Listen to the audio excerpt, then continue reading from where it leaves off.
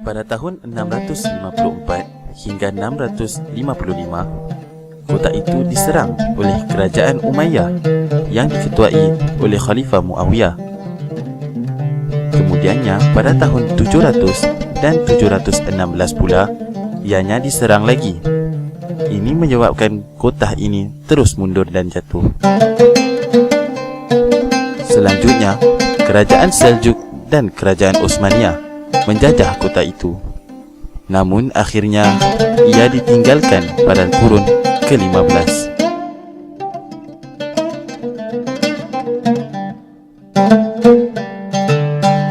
Gate of Augustus.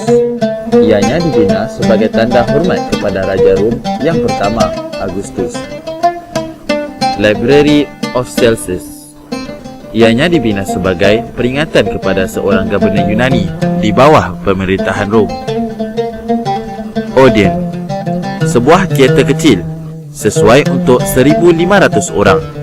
Diadakan sandiwara dan permainan lagu. Teater yang besar sesuai untuk 25,000 orang. Digunakan sebagai tempat sandiwara, permainan muzik, tempat pembincangan dan juga perlawanan gladiator dan binatang. Kota Efesus juga memain peranan dalam penyebaran agama Kristian.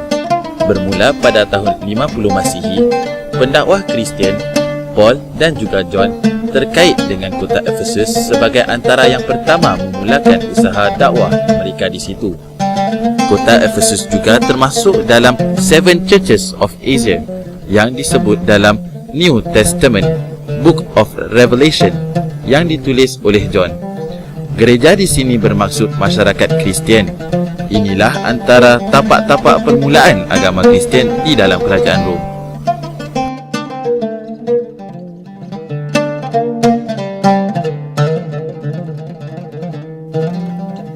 Jorim adalah sebuah tempat di Kapadokia di mana gunung-gunung yang ada dijadikan rumah.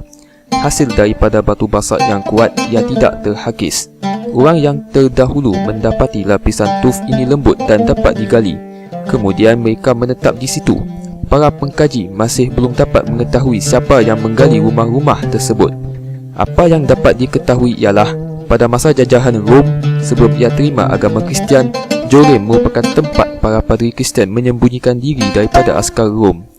Selepas mereka menganuti Kristian, Jorim berubah menjadi tempat suluk para padri-padri. Hingga kini, masih lagi terdapat gereja-gereja yang digunakan oleh mereka dahulu.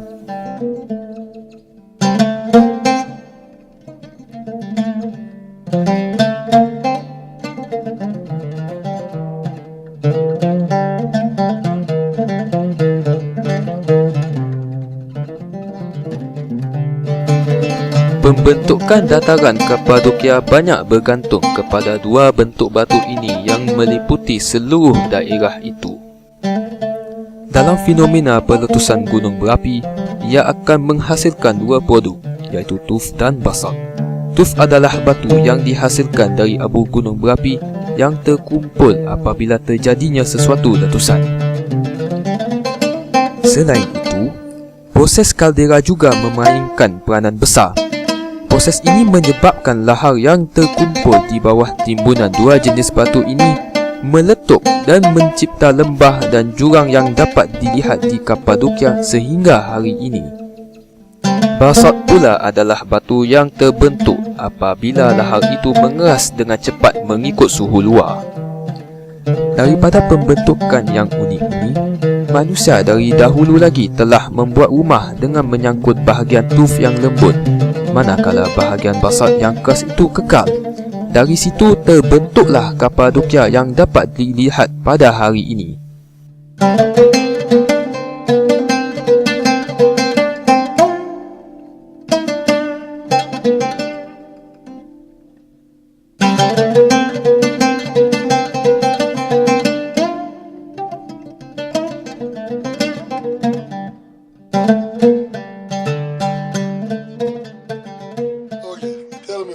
What you want to know about Robert? Okay, her name, age, how long she died. Bacı neydi senin isim? Makbule Makbule. Özçelik. Makbule Özçelik. Family name Özçelik. That's with like a steel. And then yaş kaçtı? 38. 38 years old. She has three children. One is two 19 daughters. yaşında bir kızım var. 15 yaşında bu. Bir de 7 yaşında en son. The oldest is 19 years old. Daughter is the 15 years old. There is also 9 years old. Is Samet boy. How does the situation here? How, To live here. yeah, how is the So, situation? buradaki yaşamın zorlukları nasıl? Zor değil değil mi? Alıştınız şimdi eski. Baştan çok zorluk çektim yani. Benim normal bir evden geldiğim için baştan su da yoktu yani burada. 7 sene sonra geldi su ama şimdi 22 seneye girdi yani. Alıştım her şeye, güzel yani. Zorluk kalmadı. They have been living 22 years here, but because she came from the normal house to here, at the beginning, as a bride, it was hard for her. Because there wasn't any water also here. She was carrying the water from outside. Now there is no problem, this kind. After the 7 years, so she used to be in such a disposition and she's happy. I mean, because total 22 years she's here. But first 5-6 years, she was really a bit in trouble in her mind. How to live, you know, there's so many life problems, whatever. So after this long, does she feel that really comfortable here, or does she plan to go back to the city? Ha. Gitmek ister misin şehir hayatına yoksa böyle gene iyi mi? Yok ben yani normal orada gördüğüm için burası daha güzel yani. Yazın serin, kışın sıcak, manzarası güzel. Hani bu milletle Sakin. konuşuyor, milletle görüşüyor, onu da söyleyeyim. So she says, normally I see the both life, the city life and also here, but I like here better because this is the winter time warm, summertime cooler because of the nature. And there's nice panorama, it's not so much people around. And also, what is the part of her advantage? People are coming to see her and family, so she meet with the different people, different culture. That's make her more happy here than city life. Can you also advise to the people who come to see other people culture? What's her advice for us? Advice. Like what does she wants us to learn about culture? About the culture, to learn about the culture. What is good to learn? Yeah.